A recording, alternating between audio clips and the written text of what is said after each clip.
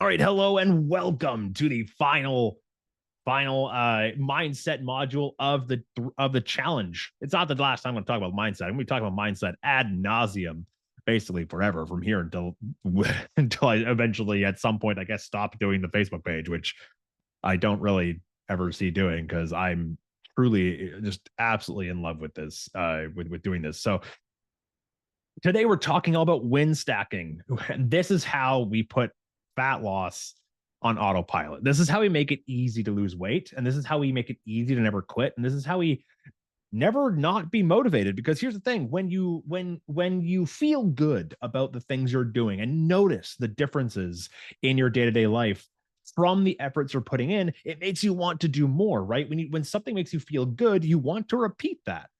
And so that's what we're doing. That's what we're kind of learning to do with this module. We are talking all about win stacking and why it's so important to identify wins, to fixate on wins, on the things that are going well. And so, yeah, this is by far the most underrated tactic that makes such a massive difference in your fat loss. This makes the whole journey 100 times easier and 10 times faster. It really does, because what's faster, doing it the slow and sustainable way, but that makes you feel good, or doing it in the fast, the quick fix, the race to the bottom, the lose weight as quickly as possible, only to be frustrated and then quit and gain the weight back? People always think that the shortcut is the shortcut. In reality, the shortcut is the long way around, and the long way around is the shortcut.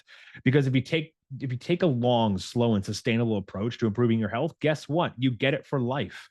But if you try to race to the bottom, race to the goal as quickly as possible, yeah, it looks like you're making fast progress, but in reality, you're doing it in such an unsustainable way that you hit that quit button because something comes up, life gets in the way, something happens to derail your progress. You get frustrated, you step on the scale and it bumps up a pound, something happens that makes you quit and start again. That's the long way, because now you have to do it again, and then you approach it with the same mentality. And so guess what? You fail that one, and so you quit again, and now you have to start over again from a higher set point. And every single time you try to lose weight, your body puts up internal defense mechanisms to make it harder to lose weight in the future. Your metabolism is slower, your body doesn't feel as safe, you put on more weight than you started with, and so now it's taking harder and harder to do and longer to get there, and you have less and less time to actually enjoy it and actually get to live it. Or you can do one and done the right way, the slow and sustainable approach, and get it for life. Which way sounds faster? Like in the long term, which way sounds faster? It's going to be the long way every time. Because now you have it in a way that you were able to sustain and you were able to keep and hold on to, and now you get these results for life. So yeah. And you know what? Sometimes that means that there are going to be some weeks where the scale doesn't bump down, but there are so many other things that matter beyond the scale than this arbitrary number that you emotionally attach yourself to. That if I hit this number, then I'll be happy. And we know that's not true. And I'll get into it. But yeah, win stacking, focusing on this and focusing on the micro wins. This is by far one of my favorite topics to talk about. And it often gets swept under the rug because it's not sexy. But like I mentioned, like in the identity training, simplicity scales, fancy fails. Okay. So today we're talking about win stacking. And no, this isn't like woo woo, airy fairy stuff. This is the stuff that will put fat loss on autopilot for you, that will make it easy to stick to. And here's what this can do for you, right? Because we know that thoughts lead to feelings. Like picture a triangle right at each point: thoughts, feelings, actions, thoughts, feelings, actions. What you think will dictate how you feel, and you will act in accordance that will reinforce those thoughts and internal beliefs. We've talked about that, right? I'm a failure. I feel unworthy and I can't do this. And your subconscious will do everything it can to reaffirm your internal belief and then self-sabotage you in order to protect that identity, right? We talked about that on Wednesday. Action always follows focus. Like when you're learning to drive, the car tends to go in the direction that you're looking, right? When you're driving a car and it's like you look in the direction that you want the car to go, right? You don't just turn while still looking straight ahead. You look where you want to go, and then the vehicle turns you in that direction, right? And what you spend time thinking about, your subconscious will always work to create more of. It's the law of attraction. Again, I talked about this on Wednesday.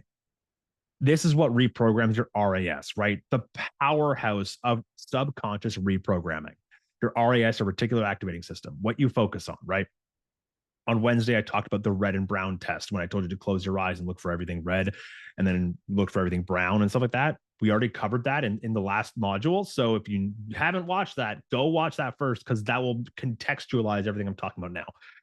And the wind stacking is the thing that's going to reprogram your basically subconscious programming to make your identity, to make your subconscious work for you rather than against you. Right. And the more you focus on something, the more you convince your mind that that thing is important, both negative and positive. But here's the thing. Chances are you naturally ignore wins because in your mind, they're not big enough. And that's where I kind of want to bring in this little prop, because here's what ends up happening. Your progress, your goal, your results are made up of hundreds, if not thousands, of micro wins, mini wins. And here's what I have a prop for this and I want to show you. So here's what it looks like, right? Say filling up this beaker, this little thing in my hand. Let's say that filling that up is represented by your goal, right? Filling this to the brim is you losing that 20, 30 plus pounds, right? Here's what that looks like on a day-to-day basis that you ignore.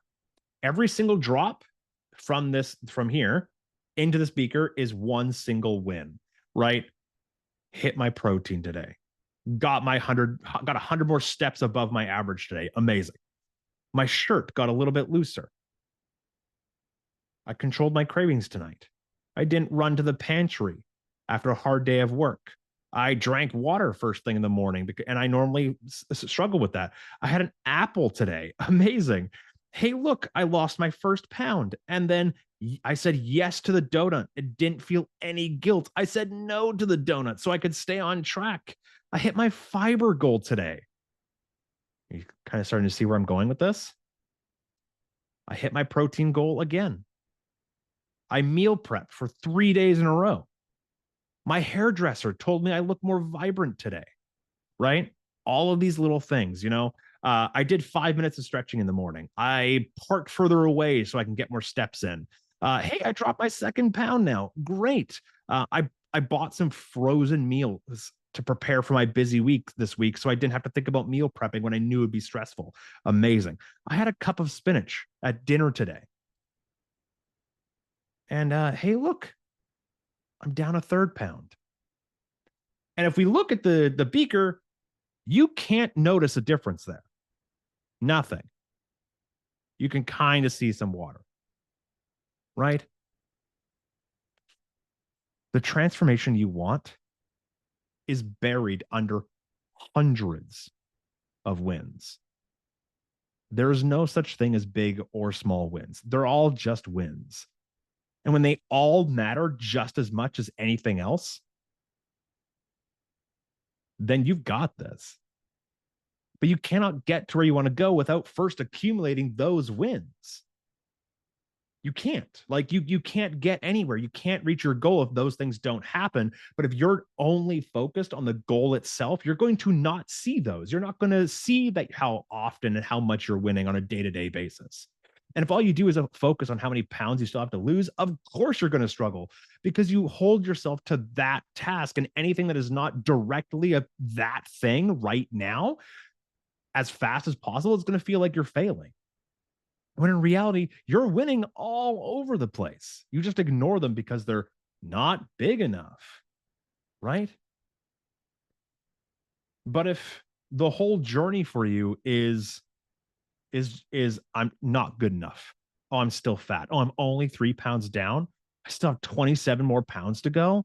I can't do this. I should be further ahead. I should have lost more weight by now. I should be able to do more. Like, why is this taking so long? The scale is up a pound today. I must be failing, or the plan's not working, so I should just abandon ship and go do something else. I had one bad meal, and so therefore the entire plan is ruined. you're never going to achieve the body or transformation you want because action follows focus. So if your only thoughts and focus are consumed with all of those things, then you're going to act in accordance with those thoughts.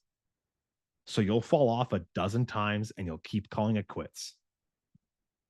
Real transformation is when you focus on the hundreds upon hundreds of micro wins that are happening on a daily basis. Right? If you have a book, a book is made of hundreds of pages. But if you ignore those small wins, hundreds of victories, then you're basically just going to ignore the entire transformation, disregard the entire book and everything it took to get to the end of that book, and you won't be happy. You won't be satisfied. What's going to happen is you're going to get to that last page of the book and you'll be disappointed by the ending, thinking it was a waste of time. And that you thought you would have been happier. You would have been more satisfied because you read the conclusion. Was the conclusion that satisfying? Well, not if you don't understand the journey it took to get there. But because you skipped the entire journey up to that point, all of those wonderful moments within that story that make the ending a satisfying payoff. Or it's like reading the last page again, not understanding what all the hype was about, never actually giving a good read.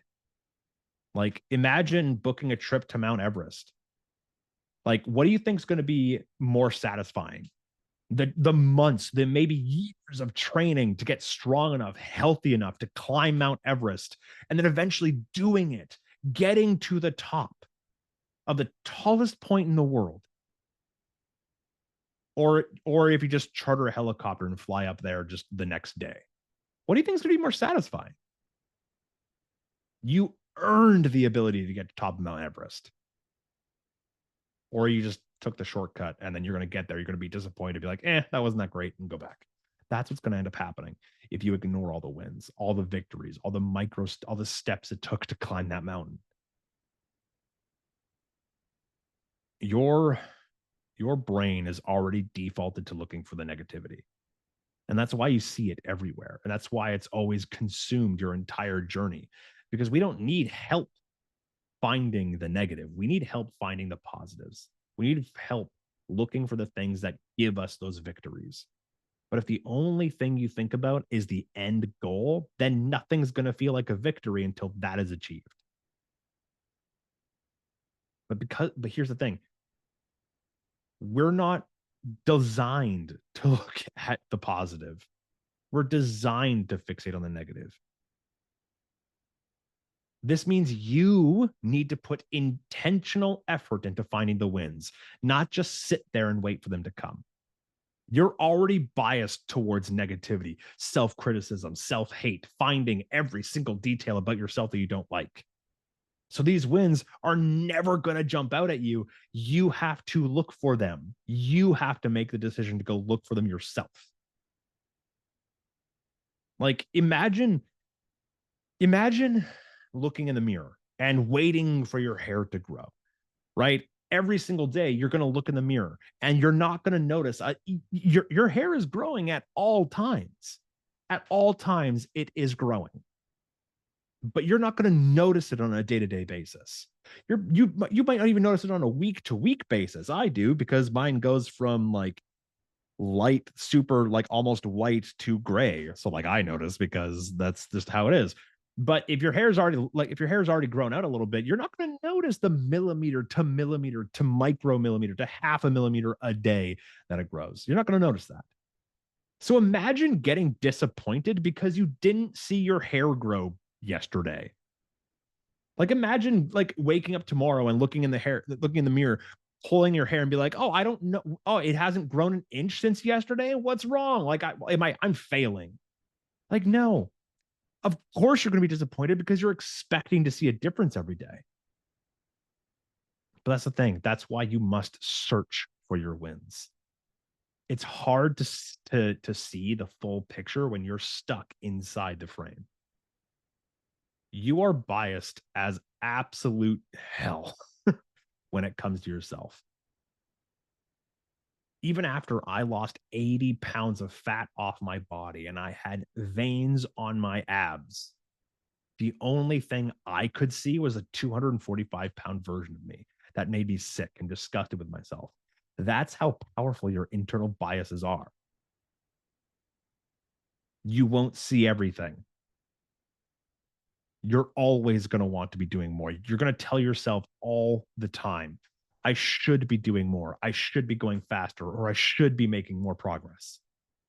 You're going to brush away the majority of the wins that you're actually making on a daily basis because all you're focusing on is what you're lacking, which means your focus is going to be way off and you're fixating on the negative. And action follows focus. So here's the thing. Here's what we need to do. When it comes to like things that we need to stop doing, stop shooting yourself. And yes, it sounds very close to that for a reason. Stop shooting on yourself. I should be further ahead. I should have made more progress by now. I should be losing more. What you're doing is you're shooting yourself into stupid choices. You're shooting yourself into stupid choices because now you're going, okay, well, if I'm like, I should have lost more weight. So because I haven't lost as much weight as I think I should have, I'm just gonna go down to 1,200 calories. And I'm gonna starve myself. Which, by the way, 1,200 calories is the amount of calories recommendation of a toddler, of a 2 to 3 to 4 year old. You're a grown adult. Please eat accordingly. Eat more food. But when you start saying things like I should, that should according to whom? And then you sit there and go, huh, should according to whom? I guess society. I guess like that's the only thing left. Where is this should coming from? Because here's the thing, should means you're comparing yourself. Should means that you are holding someone else's standard to you. You don't live those people's lives. That person doesn't live your life. That person is not you. They don't have your experiences. There are some people who are 40 years old, have had 6 children. Their body is going to look and operate and feel different than somebody who's 40 years old and has never had a child. The 40-year-old who had the 6 children, who maybe has never worked out a day in their life, their body's going to respond and feel different than the 40-year-old who has fitness dialed in since they were like in their teens.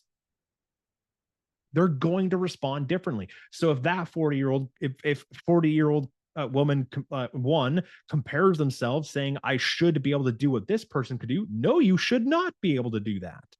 Absolutely not.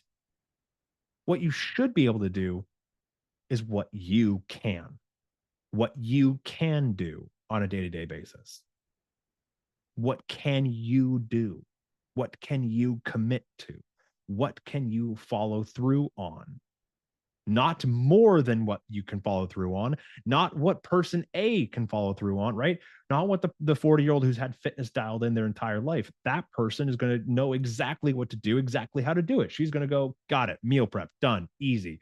Shopping priorities, done, easy. No drinking, no alcohol, no problem. Like I've got this done, I've got that done. I have time carved out into my day where I can do this XYZ. I don't have kids, so I have all the time in the world to be able to commit to myself.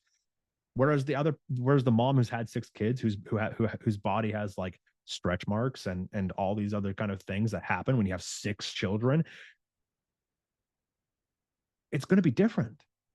It's going to look different. So stop shoulding on yourself. Remove should from your vocabulary. Number 2, stop discounting where you are for where you want to be.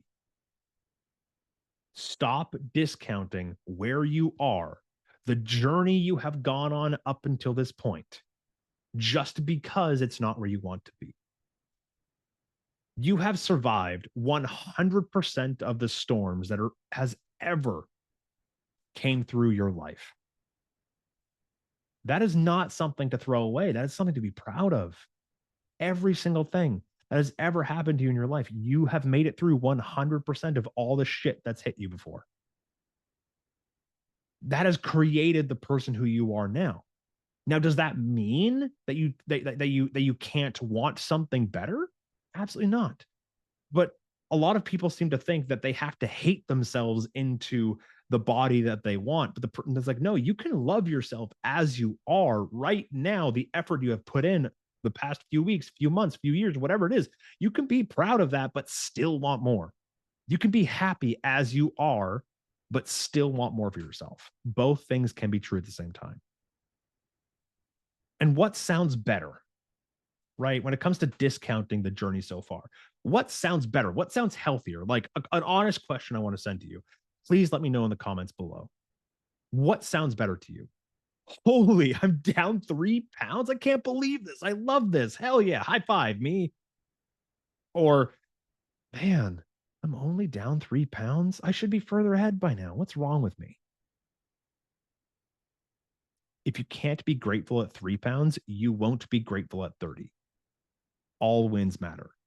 Stop ignoring the wins, even the little ones. Just because there's more work to be done does not mean you have not been winning this whole time. And lastly, the thing you have to stop doing, stop giving away your power. This is a big one because I hear this on a daily basis in comment sections, in conversations, on comments on my posts sometimes, when I'm having conversations with clients, and we're just asking, we're just having conversation. Stop giving away your power, pointing the blame at the inconsistencies of life, right? Because here's what's happening. If it's the world's fault, if it's life's fault, if it's my boss's fault, my husband's fault, I have 2 kids as a busy mom, so there's nothing I can do. I don't have time. I'm too busy. So therefore, I can't do it. Eating healthy is too expensive. So it's the government's fault.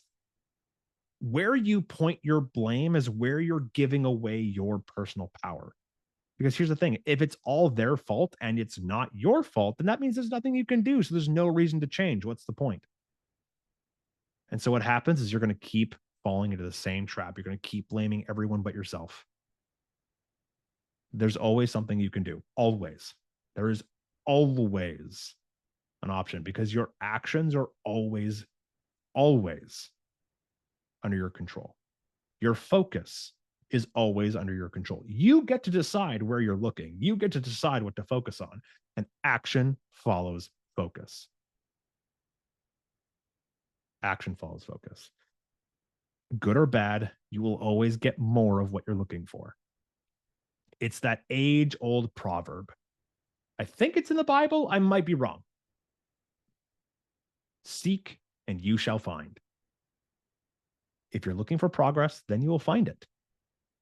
You'll see the weight loss. You'll see and feel the energy level increase and the better digestion, the gassing, the bloating, and all that sort of thing. You'll notice that. You'll be like, hell yeah.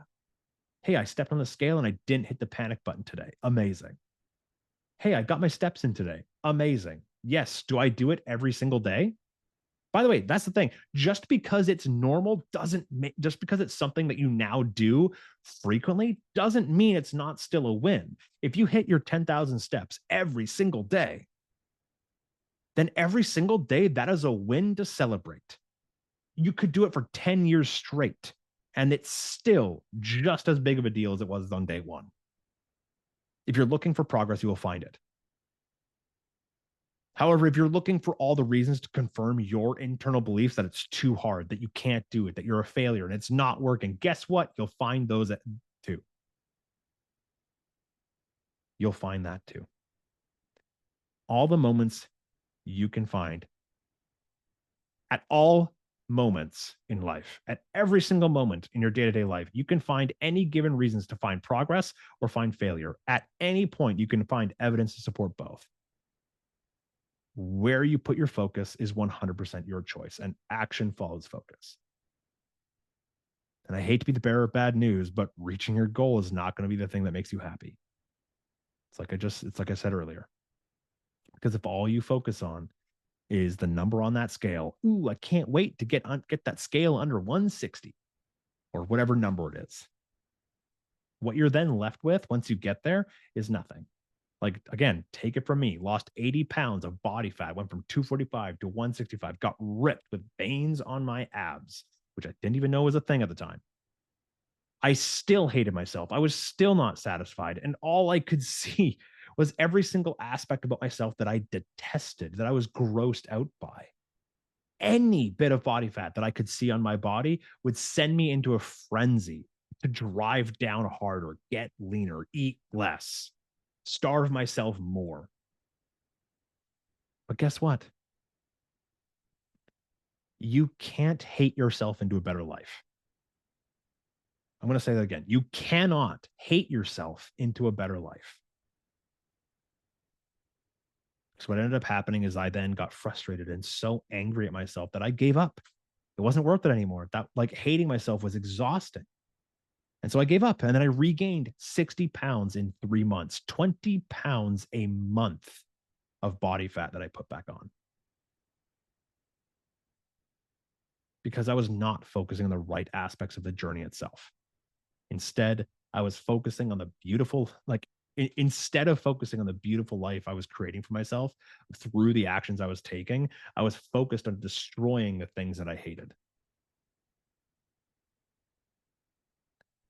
But if you focus on the actions required to get there and the behaviors required to get there and the little wins along the way, suddenly you have the strength and energy to pick up and play with your kids and grandkids. Suddenly you're setting an example for your children so you don't pass on your shit relationship with food onto them. You're more present with your family because you're sharper and more mentally attuned.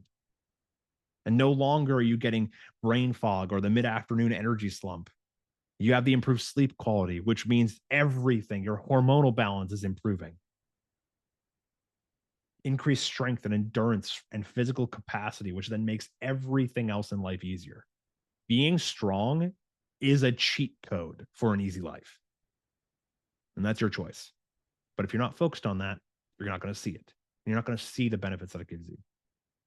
Also, you're lowering the risk of chronic health disease like cardiovascular disease, which is the number one killer in the world by far. It's not even close.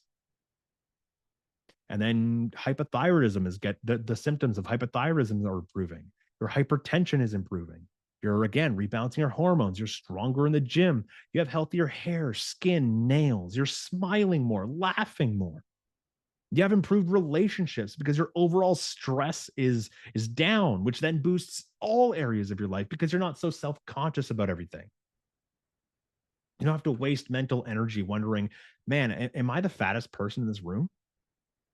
I don't want to be in pictures, so here I'll be the one that takes the pictures instead. That's not happening anymore. By the way, all of which can happen whether the scale moves or not. All of those things I just listed have nothing to do with the scale and can be improved regardless of the number on the little box that you stand on.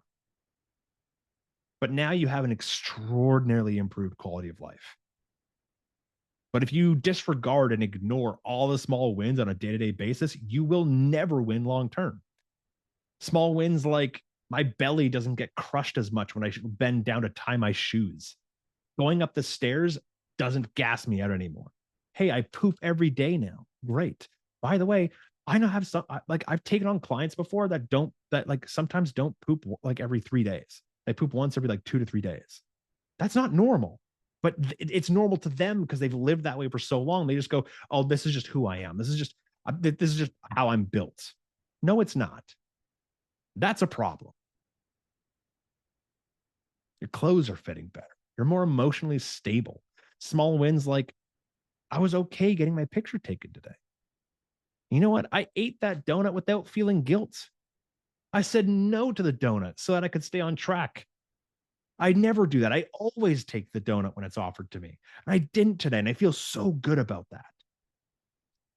Or I've been saying no to poor choices easier than it was before, which then creates more consistency. I started keeping the promises I make to myself. I started feeling healthier with more energy, reduced bloating, reduced chronic low back pain and knee pain. Or something as simple as I'm having an easier time buckling my seatbelt. I'm having an easier time playing with my kids. Hey, I'm down a notch on the belts. I hit my protein target today. I had a fruit or vegetable with every meal today. I went to bed on time. I made my bed.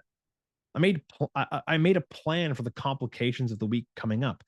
I weighed myself this morning and I didn't hit the panic button when I was up a pound. Your mind will always give you more of what you focus on. And if you've been following along with the past two videos, you already know that the brain is like a supercomputer backlog of all of your life's experiences and will pull from that every time it comes across a familiar situation. And the more intense an emotion, the bigger deal you make of doing something different, also known as small wins, then your brain will begin to prioritize that option. So here's what I mean.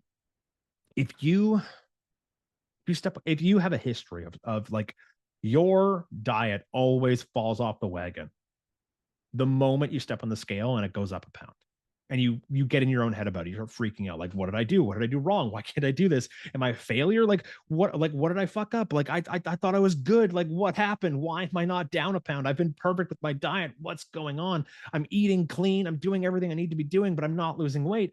And now I'm up a pound. Oh my God. And then you hit the panic button, you go in this downward spiral, and you eat all the terrible foods that you've convinced yourself are bad foods, that you go overindulge in. You go down this crazy downward spiral, and then you just, you know what? I've screwed up. I've already screwed up. I might as well keep screwing up, and just enjoy myself now, get it out of the way now, and then I'll just start over again on Monday.